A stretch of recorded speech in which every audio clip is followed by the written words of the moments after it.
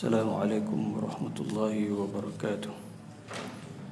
A'udzu billahi minasyaitonir rajim. Bismillahirrahmanirrahim. Alhamdulillah nahmaduhu wa nasta'inuhu wa nastaghfiruh. Wa na'udzu billahi min shururi anfusina wa min sayyiati a'malina. Man yahdihillahu fala mudilla lahu wa man yudlil fala hadiya lahu.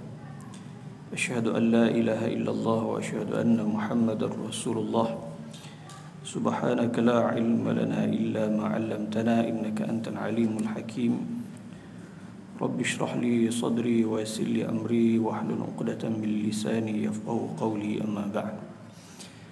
Tuan-tuan, puan-puan, muslimin muslimat yang dirahmati Allah Subhanahu wa taala.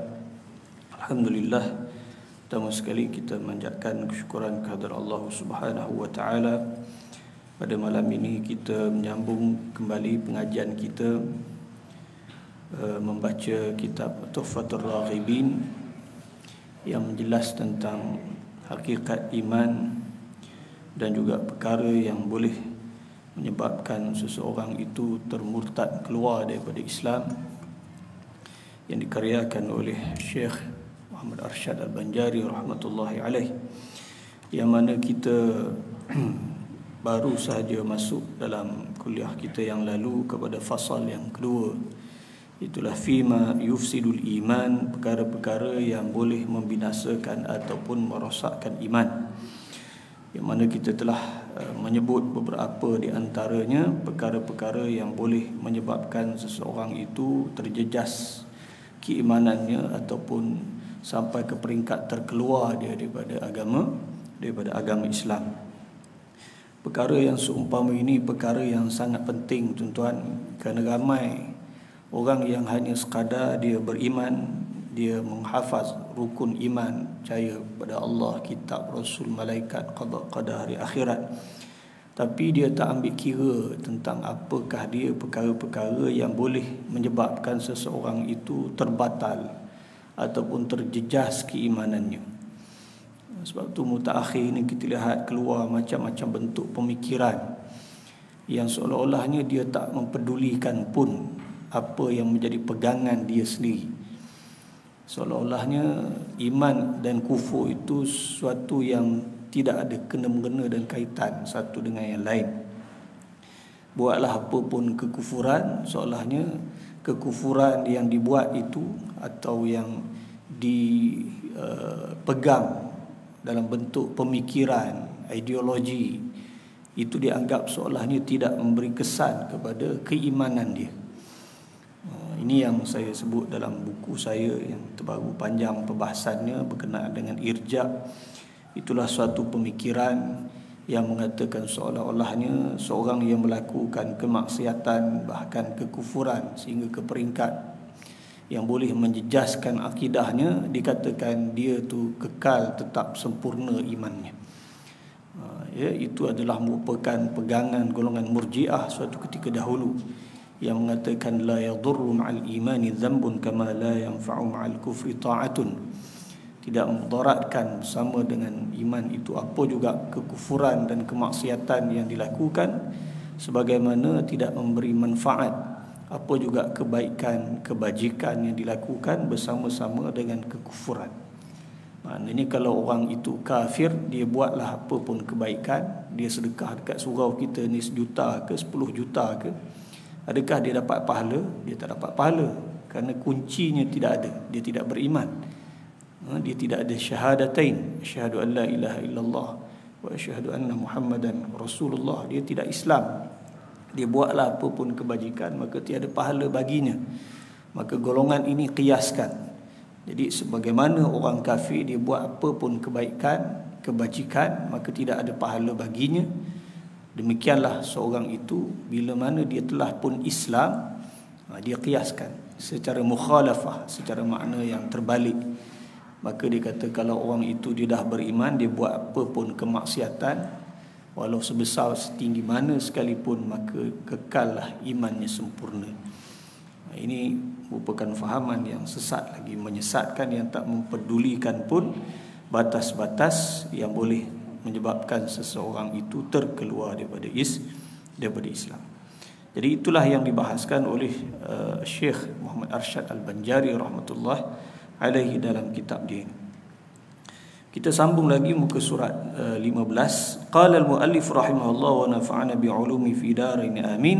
Kata tuan pengarang kita, semoga Allah Ta'ala merahmatinya dan manfaatkan ilmunya di dunia dan di akhirat, amin.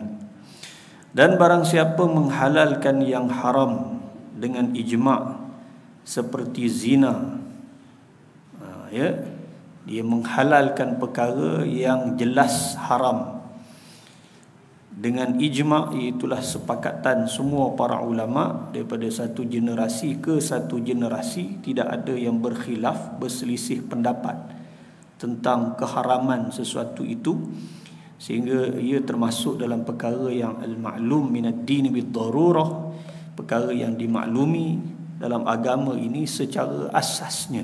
Maksudnya kalau budak-budak pun dia tahu bahawa zina haram. Tak perlulah sampai nak mengaji dalam-dalam jadi ustaz pergi tengah-tengah ke masuk pengajian Islam ke, tak perlu.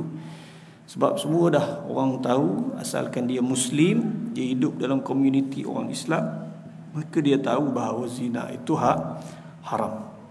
Tak pernah dengar lagi ada para ulama khilaf. Ada satu mazhab ataupun pandangan yang mengatakan zina boleh.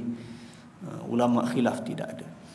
Sebab nas Al-Quran itu jelas, wala taqrabuz zina, kan, bahawa jangan kamu mendekati zina. Bukan kata nak berzina, mendekati zina pun hukum dia haram. Campur gaul lelaki perempuan, pergaulan bebas, haram hukum dia, kan. Dia mendedahkan aurah dia di hadapan orang yang bukan mahram dia, haram hukum dia. Tengok dalam Facebook pada hari ini ataupun medsos, dia buat marketing, dia jual barang, tapi kita confuse dia jual barang ke jual body, kan. Tengok macam jual body, dia tayang habis body dia, tutup sikit-sikit je. Jadi ini apa hukum ni? Ini jelas hukumnya haram. Bila ada para asatizah kita, ustaz-ustaz yang menegur, maka dimarahnya, dia kata jangan pandai-pandai menghukum. Menghukum tu kerja Allah, kerja Tuhan. Sedangkan dia lupa bahawa yang kita daripada kecil lagi dah diajarkan tentang hukum. Bila seorang itu dia sudah mukallaf, aqil, baligh, maka dia tertakluk kepada hukum 5. Wajib, haram, harus, sunat, makruh. Jadi semua akan tertakluk kepada hukum 5 itu. Tinggal yang wajib, hukum dia dosa. Buat yang haram, hukum dia dosa. Itu sahaja pun yang disebut oleh ustaz-ustaz kita. Dan kamu buat benda yang haram, maka ustaz jelaskanlah hukumnya haram. Dan haram implikasinya dosa. Tapi kita tak dakwah, tak mengatakan bahawa kamu ahli neraka. Kalau yang tu salah, tak boleh. Tapi menjelaskan hukum itu memang tanggungjawab pendakwah. Kalau hukum tak dijelaskan, maka sampai bila manusia akan terus berada dalam kejahilan. Jadi siapa yang menghalalkannya haram dengan ijma' seperti zina, jelas hukumnya haram, dan juga liwat, jelas hukumnya haram. Bahkan liwat itu lebih berat lagi hukumnya, kerana itu ada hadis Nabi SAW yang menyebut tentang uqubah ataupun hukuman liwat ni sehingga boleh dibunuh, kan. Man amila amala qaumi lutin faqtulu al-fa'il wal maf'ul bih. Dalam hadis itu, walau hadis ini hadis yang dhaif, tapi ramai para ulama, sebahagian bukan semua, yang berpandangan bahawa hukum orang liwat ni bunuh, boleh sampai bunuh. Dahsyat ni. Sebahagian ulama lagi kata sama macam zina, hukumnya sama macam zina. Jadi subhanallah, nak kata berat orang yang meliwat ni, sebab dia perbuatan dia tu perbuatan yang sampai ke peringkat kita kata tak masuk di akal lah. Dia bertentangan dengan fitrah kemanusiaan. Satu perbuatan yang songsang, fitrah kemanusiaan pun tak boleh terima.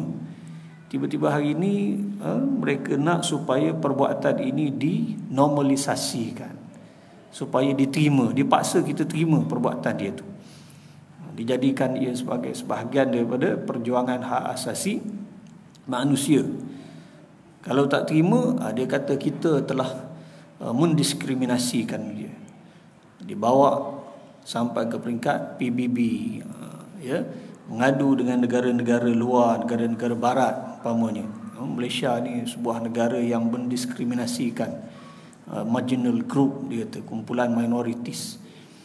Itu yang ada seorang hamba Allah tu, dia berhijrah ke Australia, maka dia dapat hak dia. Dah diiktiraf dah katanya sebagai seorang wanita. Biarlah kalau satu dunia pun iktiraf dia, kan dia tetap secara hakikatnya seorang lelaki. Itu yang baru ni Timbalan Menteri jawab bila ditanya oleh wartawan tu. Kita jawab senang saja. Kita kata sebagaimana dalam IC. Jantina dia sebagaimana dalam IC. Itulah ketika mana dia lahir, kan jelas doktor yang menyambut dia tu nampak jantina dia tu memang clear cut, dia seorang jantan tulen, seorang lelaki tulen. Maka dimasukkan dalam surat beranak dan diletakkan dalam IC dia, lelaki, bin kan. Tidak disebut, tak ada rimak daripada doktor mengatakan bahawa dia itu mukhannas ataupun khunsa. Khunsa lah lebih tepat, bukan mukhannas, khunsa. Tak ada yang sebut dia ni ada dua alat kelamin. Ya. Jadi tuan-tuan, dia sahaja yang terbawa-bawa sangat mengikut nafsu dia.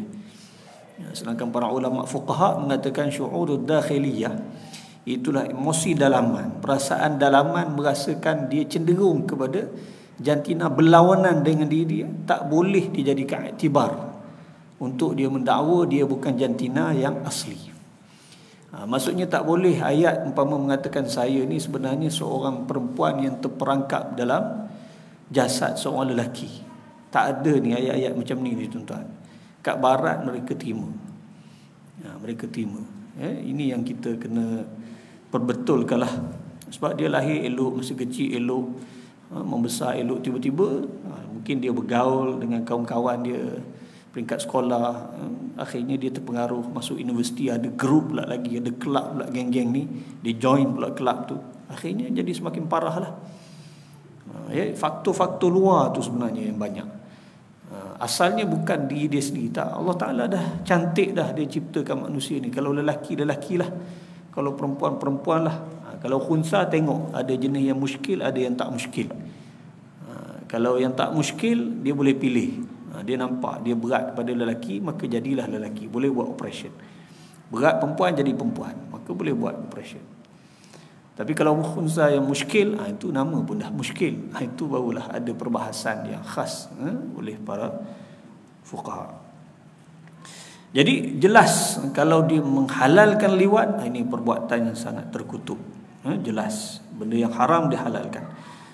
Dia menghalalkan umpamanya juga minum arak dan mencuri, ataupun sebaliknya pula mengharamkan yang halal dengan ijma' seperti berjual beli, nikah, maka jadilah ia kafir. Maknanya dia menghalalkan apa yang diharamkan oleh Allah Subhanahu wa taala, yang secara ijma' para ulama semua bersepakat satu generasi ke satu generasi yang tu dikatanya halal, sedangkan benda tu memang jelas haramnya, ataupun terbalik dia mengharamkan perkara yang jelas kehalalannya di sisi Allah Azza wa Jal dan diterima secara satu generasi ke satu generasi sampailah ke zaman kita hari ini. Tak ada yang mengatakan bahawa haram menikah. Tak ada. Kita bukannya agama rohban, golongan seperti dalam agama Kristian yang mengatakan padri tak boleh berkahwin. Tak ada. Akhirnya bila tak boleh kahwin, dia buat benda-benda lain yang tak senonoh pula dah, cara kok belakang pula. Dalam Islam boleh, tak kira lah. Imam boleh kahwin, syekh hebat-hebat semua bahkan kahwin lebih daripada seorang lagi pun. Sebab benda tu benda yang halal di sisi Allah Subhanahu wa taala. Jadi kalau dia menghalalkan apa yang diharamkan oleh Allah dan mengharamkan apa yang dihalalkan oleh Allah, maka jadilah ia kafir.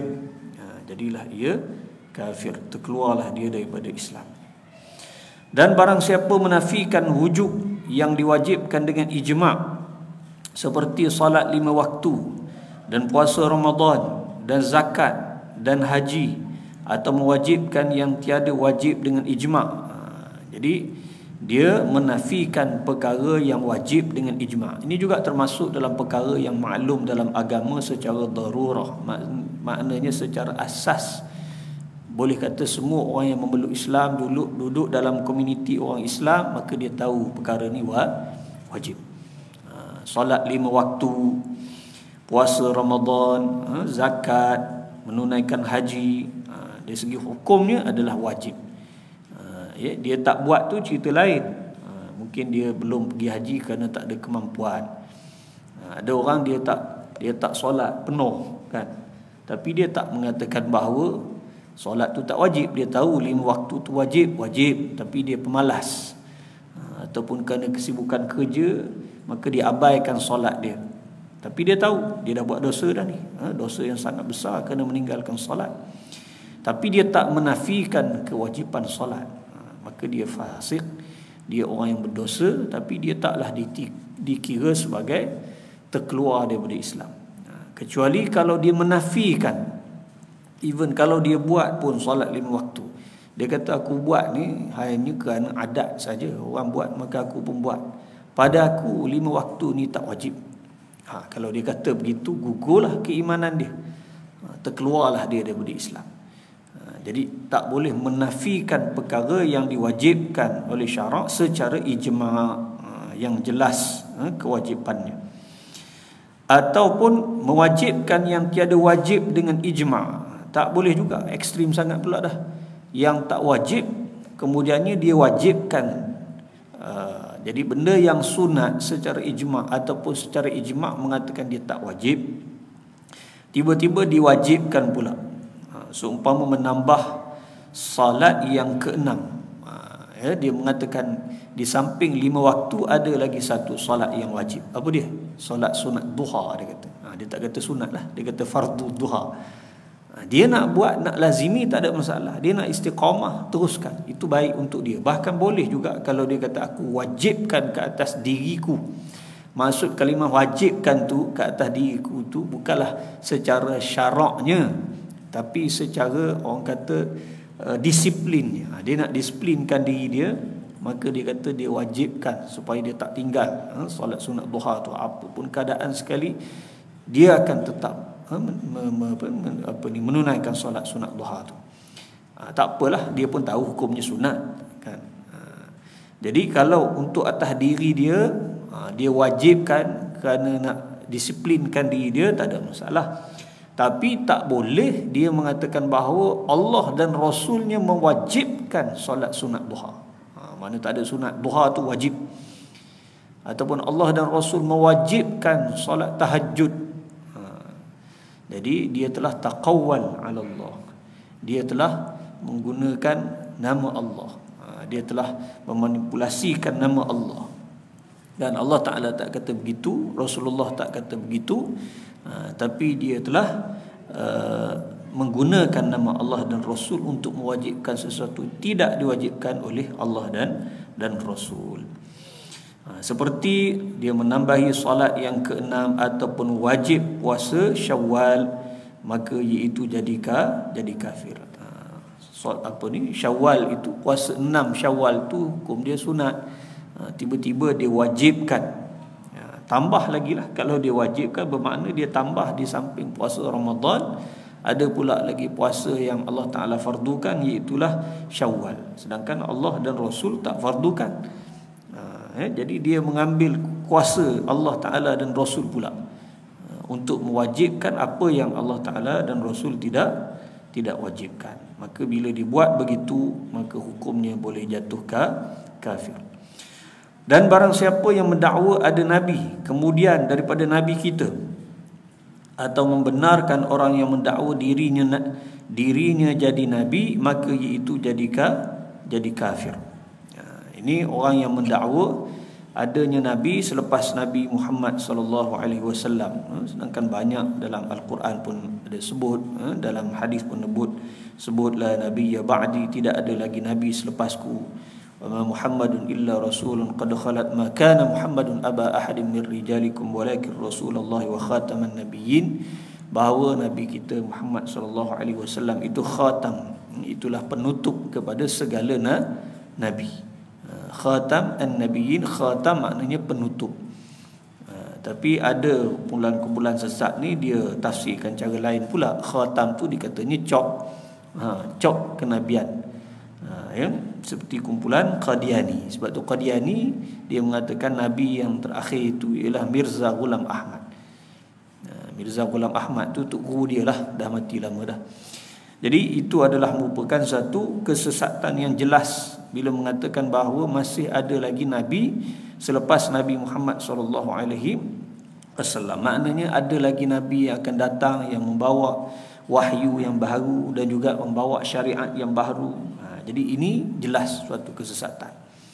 Tapi yang kita imani bahawa akan turunnya Nabi Isa alaihissalam di akhir zaman tu lain. Bahkan kita tak mengatakan bahawa Nabi Isa itu Nabi yang terakhir. Dia bukan Nabi yang terakhir. Nabi kita tetap Nabi yang terakhir. Bahkan syariat Muhammadiyah itu adalah syariat yang terakhir. Sebab itulah bila turunnya Nabi Isa alaihissalam nanti, ketika itu Al-Mahdi sedang nak menunaikan salat. Maka Isa alaihissalam, Nabi Isa tidak ke hadapan tapi menyuruh supaya Al-Mahdi meneruskan solatnya menjadi imam. Sebab apa? Sebab ini adalah umat Muhammadiyah, umat Nabi Muhammad sallallahu alaihi wasallam yang bersyariatkan dengan syariat Muhammadiyah, bukannya bersyariatkan syariat Injil, bukannya syariat Nabi Isa, tapi syariat Nabi Muhammad. Menunjukkan bahawa Nabi akhir zaman tetaplah Nabi kita Muhammad sallallahu alaihi wasallam. Jadi siapa yang dakwa ada nabi selepas daripada nabi kita, seperti kata tok guru dia ke, dia dakwa tok guru dia sebagai nabi ke, ataupun sesiapa pun lah sebagai nabi, maka jadi kafir. Cuma pengalaman kami lah tuan-tuan, dia kadang-kadang tu dia tak mengaku nabi, tapi dia cuba nak bawa orang percaya kepada dia melalui kononnya dia itu mendapat suara-suara ghaib yang memerintahkan dia untuk menyampaikan mesej kepada umat, kepada manusia. Ini satu masalah juga tuan-tuan. Dia pandai, dia tak mengaku directly dia tu nabi, tapi kita nampak dah isyarat-isyarat dia tu seolahnya nak mengaku dirinya itu sebagai nabi. Ada berlaku beberapa kali, ada yang datang ke pejabat. Cuma kita nasihat macam tu sajalah. Kita tengok satu segi macam orang kena penyakit mental. Kan dia macam ada halusinasi. Suara-suara yang memerintahkan dia untuk menyampaikan mesej itulah inilah. Tapi banyaknya perkara-perkara yang akan datang lah. Nanti akan berlaku banjir besar dekat Malaysia ni, satu bencana alam lah, begini. Tapi kalau kamu terima yang aku sampaikan ini, insya-Allah benda tu tak berlaku. Pandai dia tuan-tuan. Dia ugut-ugut kita pula dah. Kita pula ugut dia balik lah. Kalau kamu sampai kepada ni, kamu heboh kepada orang, maka kami akan tangkap kamu. Selalu macam tu lah kita. Sebab bila tanya dia, kamu ada pengikut tak? Pengikut dia ada seorang dua je. Kan? Pengikut tak ramai. Jadi kalau jenis pengikut tak ramai ni, kita macam tu je lah. Kalau ramai, itu kita kena ambil berat lah. Kita kena buat satu paper kajian secara khusus, angkat ke Jawatankuasa Fatwa Kebangsaan. Yang baru-baru ni saya duduk dialog dengan ini geng yang mengatakan kononnya seorang lelaki Pakistan bernama Muhammad Qasim bin Abdul Karim, dialah Al-Mahdi. Itu yang terbaru dalam 2 minggu lepas. Dialog dengan dia tuan-tuan 2 jam lebih. Bukan dengan dia lah, dengan pengikut dia. Sebab pengikut dia yang antara yang terkuatnya di Indonesia, selain daripada Pakistan tu sendiri, dah ada di seluruh dunia pun pengikut-pengikut dia. Yang mendakwa bahawa dia itu kononnya adalah sebagai Al-Imamul Mahdi. Jadi kita tanyalah dia, apa sumbernya kamu boleh percaya begini begitu. Dia kata percaya sangat tu sebab apa? Sebab dia ni dia katakan dah mimpi bertemu dengan Rasulullah 300 kali, bertemu dengan Allah 500 kali. Banyak sungguh dia mimpi bertemu dengan Allah, dengan Rasulullah. Maknanya kuat sungguh dia tidurlah satu segi kan. Mimpi dia banyak. Kita pun tak dan kira mimpi kita ni. Mungkin jarang-jarang je mimpi kot. Jadi dalam banyak-banyak mimpi tu 50 mimpi terkena. Maksudnya 50 daripada mimpi dia yang banyak-banyak, yang ratus-ratus tu memang betul-betul berlaku lah. Maka akhirnya percayalah orang yang nak angkat dia sebagai Al-Mahdi ni, percaya sungguh-sungguh. Jadi sekarang ni dia cuba kempen untuk ajak orang-orang kita pula di Malaysia ni join sekali. Dia dah tubuh satu kumpulan, Gaza nama dia. Bukan Gaza Palestin tu kan, Gaza ni gerakan akhir zaman. Dia tubuh satu kumpulan tuan-tuan untuk mengajak semua orang join mereka ni untuk mengangkat Muhammad Qasim bin Abdul Karim ni sebagai Al-Mahdi, atas alasan bahawa dia ni telah bermimpi bertemu Rasulullah, bertemu dengan Allah, dan Allah perintah dia untuk sampaikan mimpi dia tu. Jadi saya pun katalah, saya kata kalau macam tu kita sudah ada sumber yang ketiga lah dalam perkara gaib ni. Dalam perkara gaib ni sebenarnya kita asasnya sumber dalam perkara gaib ni hanya wahyu sahaja yang kita boleh jadikan hujah. Mimpi itu kita taklah tolak keseluruhannya, tetapi dia tak boleh menjadi hujah. Ilham yang baik kita terima, tetapi dia still tak boleh menjadi hujah pada syarak. Begitu juga dengan mukasyafat ataupun kasyaf para awliya Allah. Itu adalah merupakan khususiyah, keistimewaan Allah Ta'ala nak bagi kepada para wali dia. Tapi still benda tu tak boleh menjadi hujah. Yang boleh menjadi hujah pada syarak ni wahyu saja. Kalau Nabi mimpi, Nabi itu dia mimpi itu dah menjadi sebagai satu wahyu kepada dia. Bukannya mimpi macam mimpi kita. Jadi tak boleh kita kiaskan mimpi Nabi itu dengan mimpi tok guru kita ataupun tok syekh yang kita percaya dan sebagainya, yang kita ta'assub sampai peringkat ta'assub nak jadikan dia sebagai satu hujah, seperti yang dipercayai oleh kumpulan-kumpulan ni.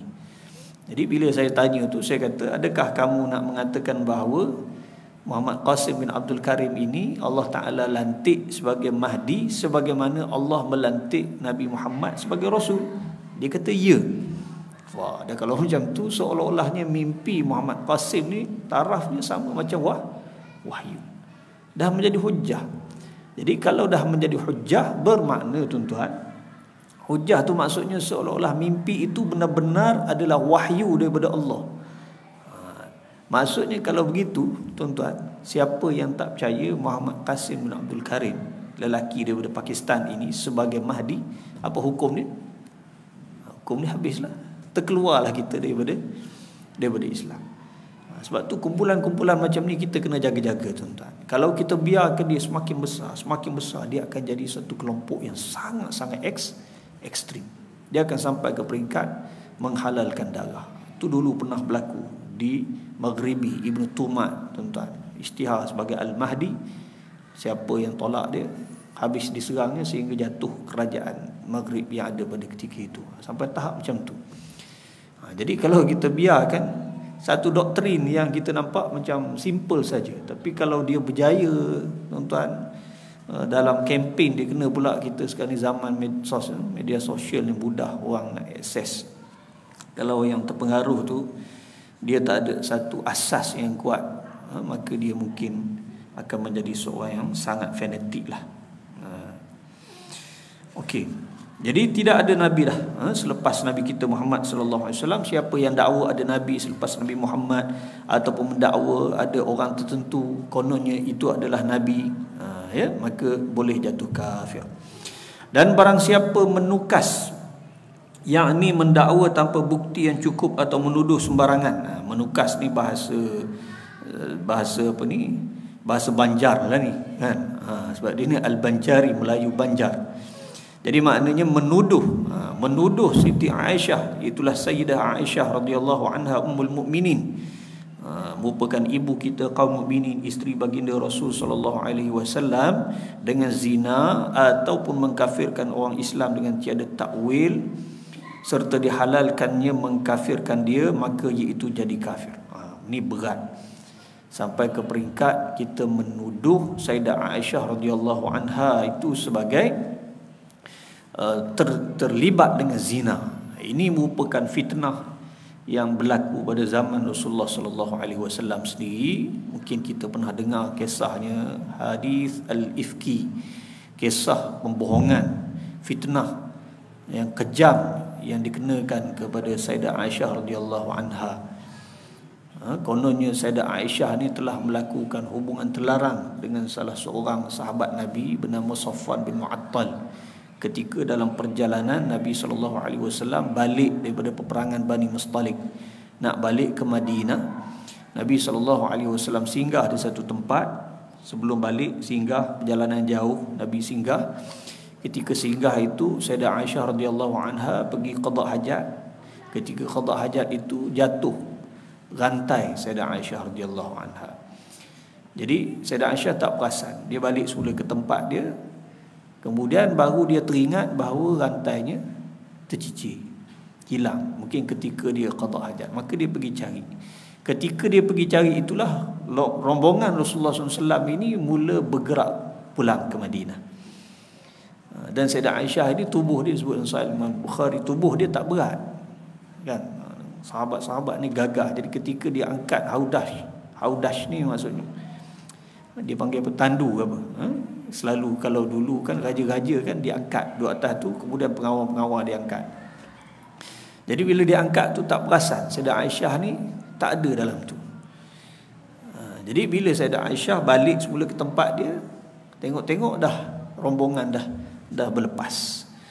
Maka dia pun tak berani nak ke mana-mana dan dia duduklah juga di situ dengan harapan kalau ada yang bertemu dengan dia. Jadi takdir Allah Ta'ala, Safwan bin Mu'attal ini dia ada urusan yang dia nak selesaikan, maka dia lewat sedikit bertolak daripada rombongan yang ramai-ramai tadi. Bila dia lintas jalan tersebut, maka dia lihat ada seseorang dalam keadaan yang muhajjabah lah, Sayyidah Aisyah ni. Ketika itu dia telah pun memakai hijab, kerana syariat hijab telah pun turun. Maknanya telah pun disyariatkan wanita-wanita muslimah kena memakai hijab. Maka ketika itu ditegurlah, dan Sayyidah Aisyah tak cakap apa-apa pun, dan dia pun tak cakap apa-apa pun. Dia cuma main syarat-syarat macam tu saja. Safwan pun bagi dia punya kuda dia, kemudian Sayyidah Aisyah pun naik dan dia tarik jalan sampailah ke Madinah. Jadi cerita ni diketahui oleh orang-orang munafikin, diketahui oleh Abdullah bin Ubay bin Salul. Maka dia kata ini cerita sedap ni. Jadi kita buatlah sungguh-sungguh cerita ni, kita sebar ke seluruh Madinah. Jadi Sayyidah Aisyah radhiyallahu anha balik ke rumah apa semua, dia tak tahu apa-apa pun. Tapi dia tengok Rasulullah sallallahu alaihi wasallam macam pelik, macam lain dengan dia. Jadi akhirnya barulah dia tahu apa yang berlaku, iaitulah fitnah yang berleluasa di Madinah yang mengatakan bahawa dia telah berzina dengan Sayyidina Safwan bin Mu'attal radhiyallahu anhu.